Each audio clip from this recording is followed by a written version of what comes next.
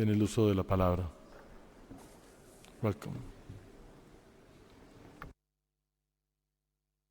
Mr. President, the delegation of the Holy See congratulates the ILO for its commitment service to social development through the collaborative action of workers, employees and governments as it prepares to celebrate its 100th anniversary. The preamble of its constitution,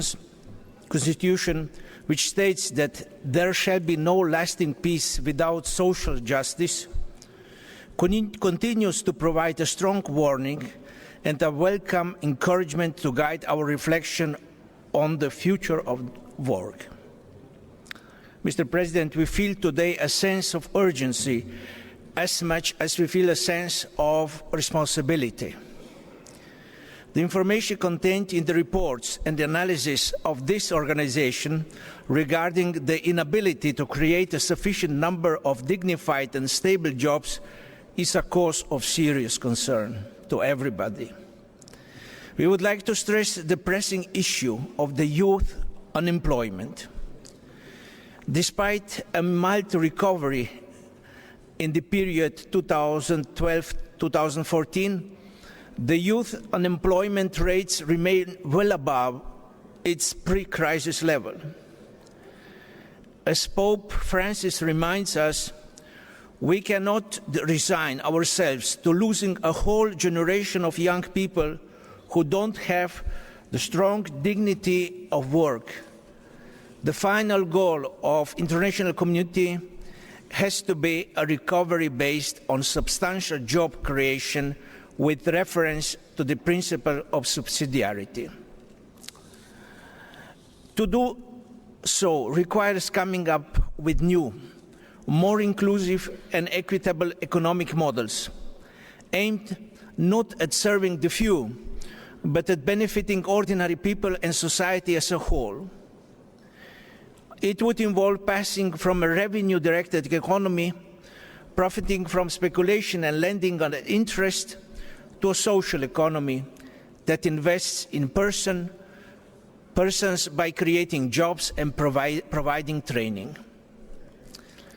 Pope Francis has repeatedly warned against the temptation to reduce cost by replacing workers with advanced technology.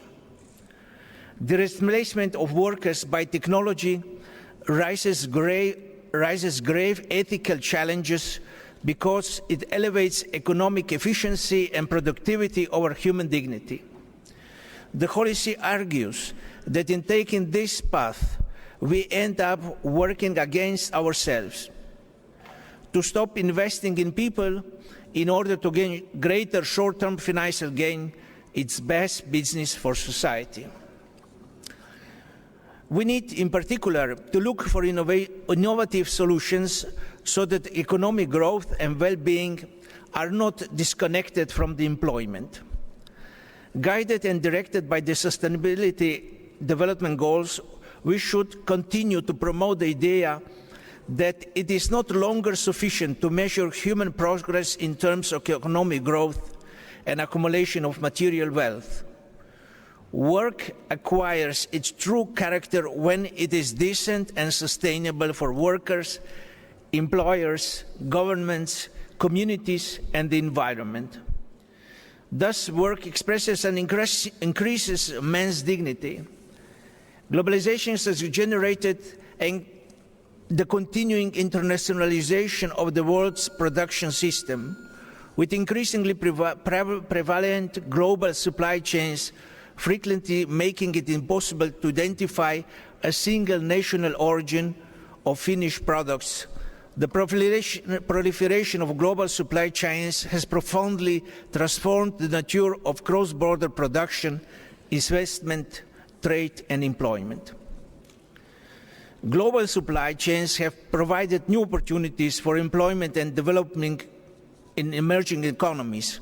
However, wages and working time also are affected by the terms of purchasing power, purchasing between the buyer and its suppliers, which often reflects the asymmetrical bargaining position. In these conditions, wages become the adjustments variable at the end of supply chain, with competitive pressure leading to lower wages and longer working hours. In conclusion, Mr. President, the Holy See wishes to reaffirm its interest in contributing to the dialogue on the future work in the context of 100th Anniversary of the Organization. We look towards the continuation of this process with the hope that people, workers, their families and their communities be placed at the center of its future sustainable development and decent work policies as recommended by the Philadelphia Declaration.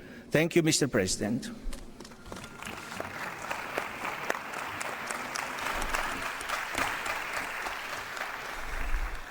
Gracias, Monseñor, por su intervención.